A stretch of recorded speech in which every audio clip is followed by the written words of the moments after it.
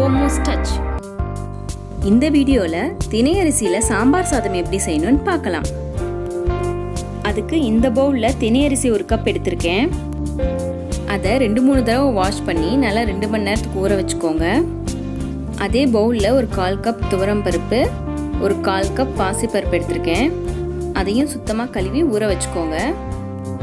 இப்போ குக்கரில் ஒரு 3 ஸ்பூன் நெய் ஊற்றிக்கோங்க. நெய்க்கு பதிலாக நீங்கள் ஆயில் கூட ஊற்றிக்கலாம். அதில் கட் பண்ண ஒரு பெரிய வெங்காயம், 5 பச்சை மிளகாய், கொஞ்சமாக உப்பு போட்டு ஆனியன் நல்லா பொன்னிறமாக வர வரைக்கும் வதக்கிக்கோங்க. ஆனியன் வதங்கினதும் அதில் ஒரு கொத்து கருவேப்பிலை, கட் பண்ண ஒரு பெரிய தக்காளி போட்டு அதையும் நல்லா வதக்கி விடுங்க. தினை அரிசியில் ஃபைபர், கால்சியம், விட்டமின் B1லாம் ஜாஸ்தியாக இருக்குது. அதனால பெரியவங்க குழந்தைங்க எல்லாம் அட்லீஸ்ட் வீக்லி ஒன்ஸாவது எடுத்துக்கணும். சாம்பார் சாதத்துக்கு கேரட், உருளைக்கிழங்கு, பீன்ஸ், கத்திரிக்காய், காலிஃப்ளவர்லாம் கட் பண்ணி வச்சுருக்கேன். அதையும் அதில் போட்டுக்கலாம். இதில் இன்னும் முருங்கைக்காய், பச்சை பட்டாணிலாம் கூட போட்டுக்கலாம்.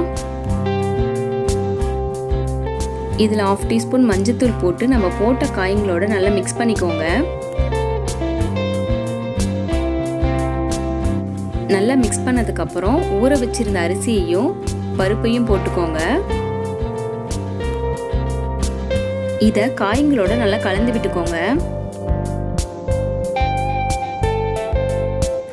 1க்கு 4 மடங்கு தண்ணி ஊற்றிக்கோங்க. நான் இந்த கப்பில் 1 கப் அரிசி எடுத்ததுனால 4 கப் தண்ணி ஊற்றிக்கிறேன். இப்போ 1 ஸ்பூன் சாம்பார் பொடி போட்டுக்கோங்க. குழந்தைங்களுக்கு செய்கிறதுனால நான் 1 ஸ்பூன் போட்டிருக்கேன். பெரியவங்களுக்குன்னா காரத்துக்கு தகுந்த மாதிரி போட்டு நல்லா கலக்கி விட்டுக்கோங்க.